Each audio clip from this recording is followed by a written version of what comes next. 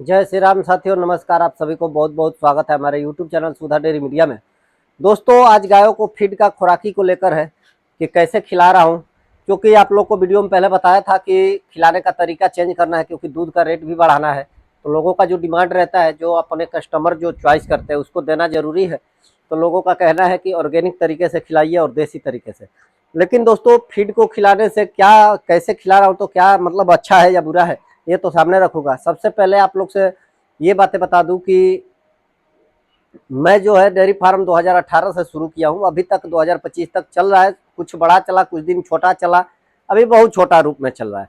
मतलब बड़े ऐसा नहीं था कि बड़े पैमाने पे शुरू किया था। 2 गाय से शुरुआत हुआ था और हम लोग 50 से 55 गाय तक गए थे, लेकिन वो अब दूसरे के बल पे गए थे, अपने बल पे नहीं गए थे, कमा के नहीं गए थे। वो कोई पूंजी लगाया था, उसके बदौलत गया था। फिर उसके बाद उनके कुछ कमी, उनका कुछ कमी, कुछ अपना कमी, कुछ गाय मरी, इसके चलते अपने में इधर उधर हुआ और उसके चलते उन्होंने साइड हट गए।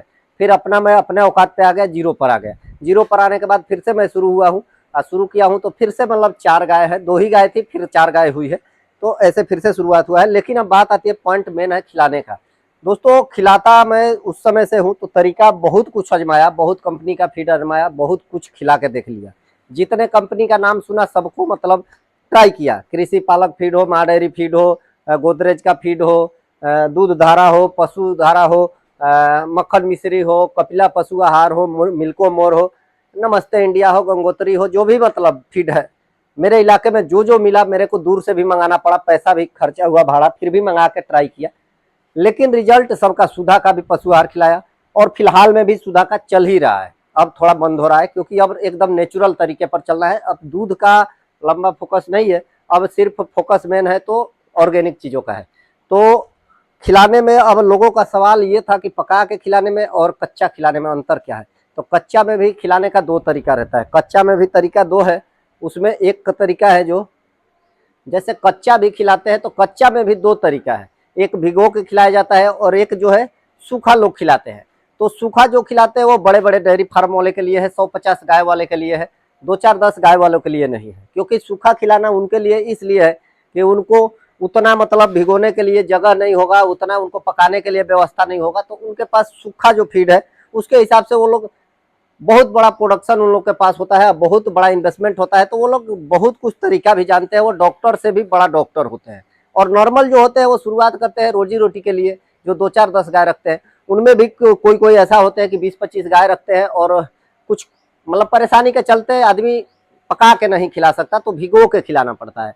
तो भिगो के खिलाने में देखिए समस्या तो नहीं है, लेकिन समस्या एक ये है भिगो के खिलाने में कि कोई भी फीड है जब कच्चा खिलाते हैं तो लगभग, अगर आप देखिए बड़े डेयरी फार्म वालों के लिए मैं छोड़ देता हूँ, इसलिए कि उनके पास बहुत सारा, मैं बोला डॉक्टर है, वो लोग खुद ही डॉक्टर के से भी बड़ा डॉक्टर है, क्योंकि उनके पास हर चीज का समाधान है। जो नॉर्मल लोग हैं उनके पास ना डॉक्टर अच्छे हैं ना उनको अच्छा समाधान पता है। तो वो लोग का क्या होता है कि जो कच्चा खिलाएंगे नॉर्मल लोग, तो उनका 35 से 40% जो मात्रा होता है फीड का, वो गोबर के रास्ते निकल जाएगा। विश्वास ना हो तो जितना गोबर आप गाला करते हैं उसको खूब बढ़िया से पानी में घुमा दीजिएगा, भिगो दीजिएगा और पानी घोल के उसको छानिएगा तो पता चल जाएगा कि क्या है क्या नहीं। मैं झूठ बोला हूँ या सच है। हाँ, रही बात कि उसमें भी बहुत लोग जानकार है, तो वो लोग अपना दवा दारू करके जैसे भी हो अच्छे से उसको मैनेज करके और गाय का डाइजेशन को ऐसी करके उसको सुधार कर लेते हैं, तो उनका चल बन जाता है। जो भिगो के खिलाते हैं उनका भी लगभग 20-22-25% दाना जो है, मोटा दाना जो होता है अनाज का, वो गोबर में निकल ही जाता है। तो फिर अपना शरीर में जो लगना है, अपने ही मतलब मान लीजिए हम खाना खाए और जो हमारा खड़ा अनाज निकल जाए मलमूत्र करा, तो अब कहाँ से शरीर में लगेगा। वही चीज मेन इनके साथ है। पका के देने से क्या होता है कि पूरा का पूरा डाइजेशन होता है और पूरा वो चीज जो है गायों के शरीर में लगता है। बाकायदे आपको पता ही है, जो चीज पूरा शरीर में लगेगा वो काम भी पूरा करेगा। तो ये एकदम ओरिजिनल जेन्युइन चीज है। ये मैं अपने से बना के नहीं बोल रहा हूँ ना मैं ट्राई करके बोला हूँ, अभी तो शुरुआत किया हूँ। ओरिजिनल रिजल्ट मैं 10 दिन बाद दूंगा, लेकिन बहुत लोग खिला रहे हैं। बहुत सारे बिहार के डेयरी फार्मर ऐसे हैं जो कि सक्सेसफुल चला रहे हैं और अच्छे तरीके से चला रहे हैं। 20-20, 25-25 साल, 40-40 साल से चला रहे हैं और अच्छा उनको पका के ही खिलाते हैं। आज के डेट में उनके पास 20-20, 30-30 जानवर है, फिर भी पका के ही खिलाते हैं। तो उनके पास ये तरीका है, इसी के पीछे वो लोग सक्सेस है, क्योंकि उनका पका खिलाने से क्या है, पूरा का पूरा अनाज शरीर में लगता है। तो ये चीज हमें भी लोग बताए, जो कि देखिए फेल हो गया हूँ तो लोग सपोर्ट करने वाले भी बहुत है, गालियां देने वाले तो बहुत है ही, लेकिन सपोर्ट करने वाले उससे ज्यादा है। तो लोग हमको तरीका बताए पका के खिलाने का, इसलिए मेरे को लोग बताए कि पूरा का पूरा पाचन होगा और मेन मकसद जो है उसको खिलाने से दूध पे बरकरार रहेगी। आज हमने पका के जो खिला रहा हूँ, ये चीज पका के खिलाने के पीछे क्या है कि इसको पका के खिलाया तो तैयार करने में मेहनत तो है, तैयार करके खिलाने में मेहनत है, लेकिन मैं नाद में जैसे ही डाल रहा हूँ ऐसे ही एकदम दनादन गाय खा रही है, इतना स्पीड में खा रही है कि आप सोच नहीं सकते, इतना तेजी से खा रही है। तो इसको खिलाना एकदम मतलब इतना ईजी है कि मतलब गाय एकदम मन से खा रही है। और खिलाने के लिए इसको पकाया हूँ मैं, तो पकाने में इसको सबसे पहला नंबर पानी आग पे गर्म किया हूँ और उसके बाद उसमें दलिया डालता हूँ, फिर गुड़ डालता हूँ। ये जो है, और एक चीज पका के खिलाने का सबसे बड़ा चीज क्या है, पूरा का पूरा तो शरीर में लगेगा, और एक फायदा है कि जब पका रहे हैं तो 1 किलो जो अनाज हम डाल रहे हैं पकाने में, तो वो बनने के बाद जब तैयार हो रहा है तो 3 गुना बढ़ जा रहा है। जैसे कि पानी भी उसमें मिक्स होकर और वो फैल जाता है, तो जितना मतलब अनाज फैल रहा है उससे क्या है, गाय एकदम अनाज के साथ साथ भूसे को भी एकदम चाव से खा रही। आप कम अनाज देंगे और भूसा ज्यादा देंगे तो गाय कम खाएगी।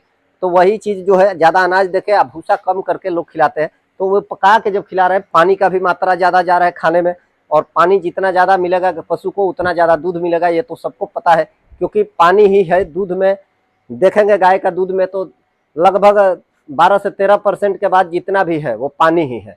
तो ये भी चीज एक हकीकत है कि पानी है ही दूध में, तो पानी से ही दूध बनता है गाय के शरीर में, तो पानी जरूरी है, जितना ज्यादा पानी देंगे उतना अच्छा रहेगा।